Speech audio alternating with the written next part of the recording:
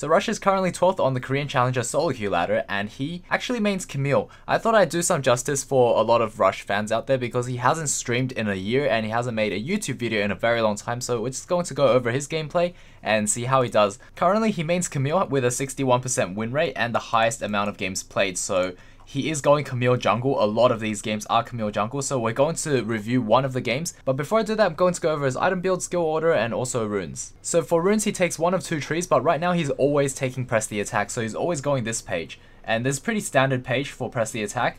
The only thing different is inspiration. He likes to get magic footwear and futures market. My guess is there's some sort of timing with jungle backs and he's able to get his skirmishes a lot earlier or a lot more conveniently with futures market, because that's what he rushes every single game is skirmishes, and then after that he goes for a Triforce. He gets free boots after that, so seems to be really nice. As for the meta page, this is what everyone seems to run on Camille jungle right now, is electrocute. And then after that, precision secondary. The obvious thing is to go for sudden impact for more damage, zombie ward for vision, and relentless hunter for more mobility around the map. As for Rush's items, he always goes for machete into refillable, and then he'll always rush a skirmisher's saber. At the moment, he only keeps it as skirmisher's saber, and he'll only upgrade this at the very end, right before he gets a ravenous hydra. So the build order goes like this: skirmishers, he'll prioritize Sheen, into phage, into stinger. So basically, Sheen will always be first, and then he'll get components for stinger and phage interchangeably, but he'll most likely favor a dagger, attack speed dagger, and then into a phage. So that is the build order right there. After that, he'll get his free boots and he'll upgrade it mostly to Ninja Tabbies. He'll also sometimes consider Merc Treads, and then he'll always buy a Sterix Cage into a GA. The thing is with GA and Sterix Cage, it's interchangeable. Sometimes he gets GA first, sometimes he gets Sterix Cage first. It depends on how he feels in a team fight, whether he's going to get blown up and die, or he thinks he can survive it and just go all out. So he'll favor Sterix Cage more because he feels like he can do more damage and be more impactful in a team fight if he was to go for this, and it also gives tenacity as well. After that, he'll upgrade his warrior, and then final item, which usually never goes that far, he'll go for Ravenous Hydra or Tiamat. As for summoners, it'll always be Smite and Flash, so that's very standard. As for skill order, Rush will start Q into E and then W, so 1 point in each, and after that he'll max E first, into Q second, and then W last, except for ultimate whenever you can. The only exception to this is he'll start E if he's going for a level 1 invade. So starting off this game, we see Rush's team going straight for an invade, and then they spot out the Rise. That's why Rush actually starts E and gets a flash off of Rise, so that's really huge. So this is a really good engage tool, especially for a level 1 invade, really insanely good, and really good for ganking as well in general, so that's why we see Camille in the jungle. Right now there's a lot of pings and they're going for a secondary kind of level 1 invade. Let's see how this one pans out. Oh, that was so close. Camille can't flash for that because one order wouldn't finish her off. Okay, so unfortunately Rush has to start E here because of that invade, so the clear is going to be a lot slower than usual. Rakan also dies. As you guys can see, Rakan died once because he was recalling this bush and then Janna just flashed and ignited him, so that straight up killed him. And yeah, this is a pretty nasty kind of start for him. Forced him to use a potion charge. Yeah, used a potion charge and smite. Because he's up against Nidalee, he has to go buff to buff just in case that Nidalee... See how Nidalee is still level 2, but doesn't know if he started red or blue. So it could very well be that Nidalee would have finished her blue right now and be invading. So that's why it went for this really strange path. Normally what I'd say is, because Camille doesn't really do good AoE damage, she could either go for blue into Gromp into red, or the other pathing is I'd say buff to buff into a Scuttle Crab, or buff to wolf into another buff. So those are the typical jungle paths that Camille can take, but I'd say that Scuttle Crab is a pretty good one. She goes for a really strange path here where it's like blue into red into Scuttle. It's just because of Nidalee really. Against aggressive junglers like Nidalee and Elise, you go for that path, and also if you want to gank bot early. So she's there for early enough to get that counter gank going so that Nidalee isn't able to clean up and pick up these kills. So essentially save bot lane's life, and then bot lane gets away with that one kill being really aggressive. So that's actually really important that Rush came down here at the time he did. Say if he was just farming or doing a regular route all the way to top lane, ganking top, bot lane might have just died, like a double kill for Nidalee, and then that would have snowballed the game out of control. Okay, so this is Rush's very first recall, so it's very important to pay attention to the gold value. 490 is not enough to buy skirmishes, but you guys can see the exact 150, negative 150 just then. Rush can now buy a skirmishes, which is perfect. Like, this is the perfect back. And he didn't end up getting a kill or anything, really just the 3 camps, and then ganked. Let the passive gold tick in, and that was enough to buy skirmishes. So that's really important why he got futures market. So depending on how he does it, he could actually gank Rise. But it looks like he actually jukes downwards and goes for Nidalee because of this regular ward that spotted out Nidalee doing the Raptor camp. So we can see by clicking on this ward and clicking on the buff, Maple, Cassiopeia put it down. So that's how you can tell who put the ward down in retrospect. After that, goes straight for another gank at bot lane. Goes for the E flash. And then W. Xayah gets away. Just barely though. But you guys can see how gank heavy this Camille playstyle is. It's not so much farming, it's more like just ganking over and over and over again. It's not working out, so this is really unfortunate. It looks like he's going to suicide for this. And he does suicide for it. So this is just a fiesta. This is exactly what I do when I play jungle as well, is I camp the crap out of bot lane because this game is all about bot lane. If bot lane loses, the game's over anyway, so there's no point in going anywhere else. And if you can camp bot lane and make sure that they don't feed or they don't completely lose, then that's still worth it. As long as they don't lose, or hopefully they win. If they win, it's GG. And if they don't lose too badly, there's still a chance. So it's bot lane meta right now, to be very honest with you. And that's why Rush is just going down bot lane non-stop over and over and over again, or mid lane. It's the right strategy for sure. So we can see that Nidalee was invading, and that's why this Gromp is resetting. So now we have very vital information. That's why he's pinging in the river. All these back pings, really important there. And Camille's really good for single target damage, so that's why going for certain camps like the buff camps, Gromp and Wolves will probably be the best. Raptor's probably really bad to do. So that's why Raptor's probably going to be left up the entire game. That's what I'm guessing here, but we can see maybe later on when Camille gets items, it'll be a lot easier to do Raptor camp, but for now it's very, very difficult. Going for another bot lane gank right here, guys. Straight away, after dying, respawning, goes for the Xayah instead of...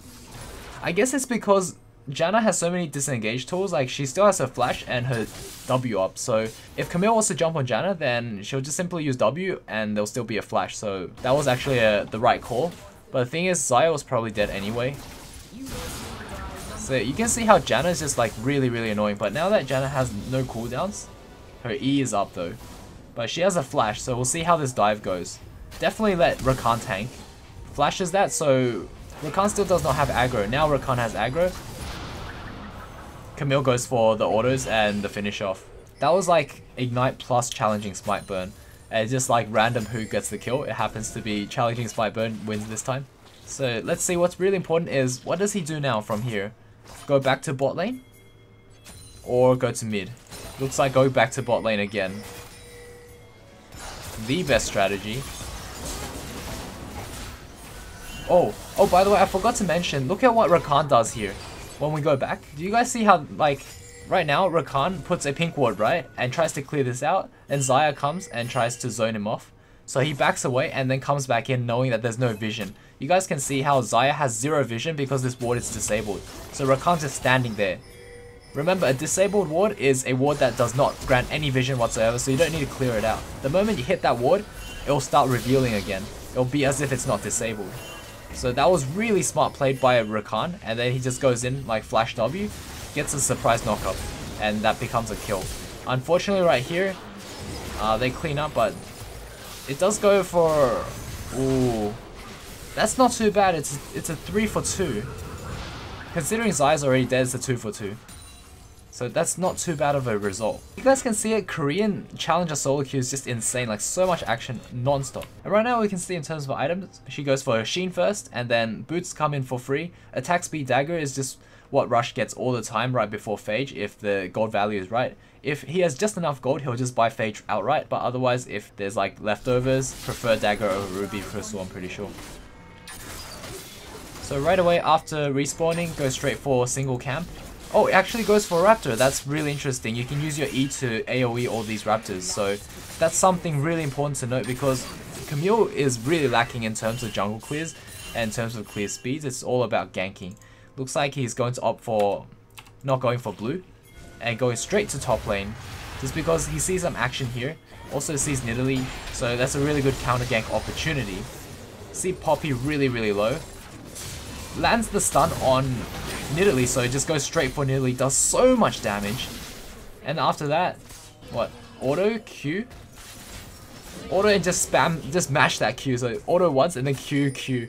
Just like really fast autos. Do you guys see how much damage he did to that Nidalee? Just insane amounts, and Nidalee's like really fed. By no means is she not strong. Like 5 and 2 was right before she died, so Nidalee's really fed as well. And this is Challenger Korean SOLOQ. So these guys are top-notch players. And this time with his extra kill, he is able to buy a Phage. And let's see, Infernal Drake is up, so I feel like this is going to get contested. He unfortunately has no pink ward. So that's something to note, is no pink ward. Probably want to check out blue, see if he can get it, or maybe even donate to mid lane. But mid lane's already dead. And then we see a Nidalee spear, so we know that Nidalee's nearby. That's why he wards over. So he hugs this wall and then puts his ward over here. He sees that this part is warded, so he's going to drag this into bush to make sure that nothing else happens. And maybe even smite this just in case Nidalee throws a spear. So yeah, he definitely smited that blue because he knows the enemy has vision. After that, we want to secure bot side because Infernal Drake and also bot lane is the most important lane in the game right now. Because you guys have to remember that bot lane equals 2 players. If you can get 2 players ahead, it's better than getting 1 player ahead. And especially because ADC really just wins you the team fights and the entire game really. So I'm very tempted to do a ADC highlight video for the very top player in Korea that plays ADC. I probably want to do a review on... Okay, so we can see Camille and Rakan going for an invade. We also see Nidalee, which is spotted out by this ward. Rakan goes in for the ult. Also, Camille goes in for the ult. But then, yeah, I guess that was just a lack of vision invade. But also because of the fact that there was 3 people there, knowingly bot lane was there and we saw Nidalee. But I think they tried to go for a really quick kill and Nidalee had really fast reflexes, able to flash away from that. So that's 2 ultimates flashed away from. And yeah, Nidalee played that really, really well, to be honest. They get a pick on Varus. This is looking really rough for red team. Although red team's still in the lead, they might be able to get an Infernal Drake. Okay, so enemy ADC is going to push this in. Camille just respawned and actually finished off the Triforce. That's really insane. I feel like these guys could have collapsed onto Infernal Drake knowing that the only person that could stop them is Rakan, and Rakan's not really going to stop them, to be honest. Because there's Xayah and there's also Ryze was alive. Nidalee was ready to do Infernal, so I don't know. Maybe they found it too risky. So very interestingly, W into E to do this Raptor camp. That's the one question I've been having when I was thinking Camille jungle, really, like that's going to be so hard to clear. But I'd say for your very first clear, I do not recommend doing Raptor camp. So right now we can see that... So right now they actually go for an Infernal Drake. Where's Nidalee? Nidalee's in base, so... I'm just going to check really quickly, how does Rush know that Nidalee's in base? Okay, so right after doing Raptor camp, we can see that Nidalee's over here, and there's no vision. Rush had no vision of that. So it was more just intuition. Nidalee goes back, and they call for an Infernal Drake. Janna knows, because bot lane just went straight for Infernal Drake, and also Camille cleared that out. So enemy team is fully aware of this Infernal Drake call. So it was up to Rush to know that Nidalee went back. That's pretty insane. Like, that's probably just jungle pathing knowledge and knowing that Nidalee would want to go back at a certain timing, or also because Nidalee would path towards top side knowing that there was only camps up here and all the bot camps, all the bot side camps were taken, since prior to that Camille and Rakan invaded and saw that all of this was cleared. So the only side Nidalee could have been on was top side. Like, this is deducing it after like thinking about it. That's insane, but he does it all in real time. That's the hardest part, is you can find out afterwards from watching it, but during this gameplay, Jesus, that's insane. Like, that's next level thinking. So definitely secure all the buffs whenever it's up. What's interesting is, let's see, we want to know where Camille wants to go. Probably mid lane. My guess is mid lane because Ryze was kind of overextended, so hover around mid lane, and then since Ryze left, and also bot lane is priority, definitely go towards bot lane. Looks like Cassiopeia could roam down with Camille, so we're gonna see what happens. But there's no bot side camps to take. So Camille's in a really big dilemma right now. Like, what can she do? Stand next to pink ward and Nidalee's down there, but red team doesn't know that yet. Okay, so after hitting that ward plant, you can see everything. Send both of them down there. Wait, I think Nidalee jumped away from that last gank because now she has flash, so I think that was just a regular jump. It looked like a flash, but I mean, that's Nidalee in a nutshell, I guess. She's really mobile. So able to survive 2 really big ganks right now. This Nidalee is just like, I'm playing really well, I guess. Oh, also the side thing is bugged out. It shows that Nidalee's flash is still up, but it's not. Like, if you guys can, if you click on Nidalee herself, flash is down. So it's a bit of a replay bug. Looks like she halted that gank just as she saw Nidalee come out. And then Rakan goes for the fake in teleport with Unsealed Spellbook. I noticed in Korea, Rakan seems to like to go for Spellbook.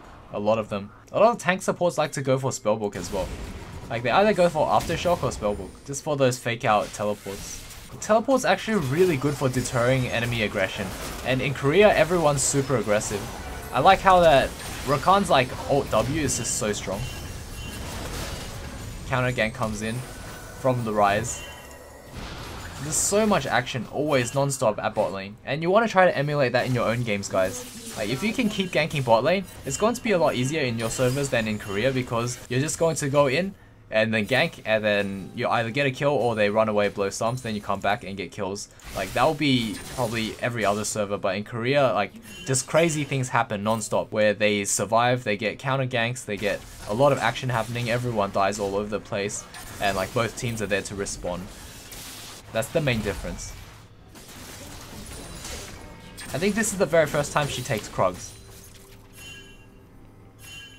After that, Rush sees Nidalee at top. Looks like Rush is going towards mid lane after seeing Nidalee at top side. Going to take, ooh, it's like a last second smite. And just outduel Nidalee with ult. That's so much damage. Wow, and that E flash right there to finish off. Man, Rakan's engage is just insane. That allows Camille to just go in and just clean up. Jesus. But you guys can see how much damage with Triforce. The second Q is just insane amount of damage. So it's just E in and then just auto Q, auto. Just walk them down with orb walking. And then when the second charge of Q is up, just use your Q again. I guess Camille's rotation is very straightforward. Other than that, if you want to weave in and out, you use your W to weave in and out. Otherwise, it's just auto spam. Just spam autos. And also E would give you a lot of attack speed, so it's pretty much Trinomian mechanics, except you have your auto reset from Q, and you have like crazy mobility from E. Then it's like a Trinomian W that slows, but it's short range, actually does damage and heals you, so I don't know, I think in many ways it's very similar. Your ult makes you invulnerable for like a split second, just to dodge out enemy attacks. And also to trap them, so it's like a 1v1. Pushes everyone else out. Like, Camille is a champion that I kind of want to take to top lane, so he goes back, goes for Steric Gauge. That's right after Triforce. The other option is to go for GA. If I guess he's falling behind, he could go for Triforce into GA. Or if he feels like he's the frontline tank, and that he's the only person to go in first, has to die, then that's also an option. He didn't even use his second like true damage Q, just like auto Q. Or maybe even just spam Q twice, I'm not even sure. That was quick though, a lot of damage. Yeah, this is true damage Q. Uses it on Poppy, just chunked her to half. He could have backed away. After he jumped to this wall, he could have went this way. I guess he thought he could finish off Poppy. At this point in time, he has 8 kills to 4 deaths and 5 assists, so that's slightly higher than Nidalee. And looks like he's also working towards Merc Treads. Just auto each one once and let the jungle item burn do the rest.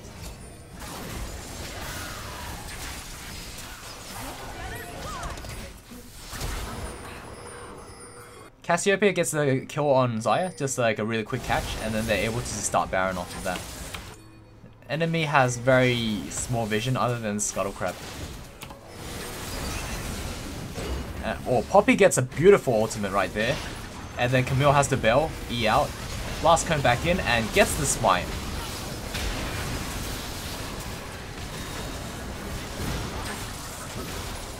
And then the rest is just history, wow. But I want to see really quickly.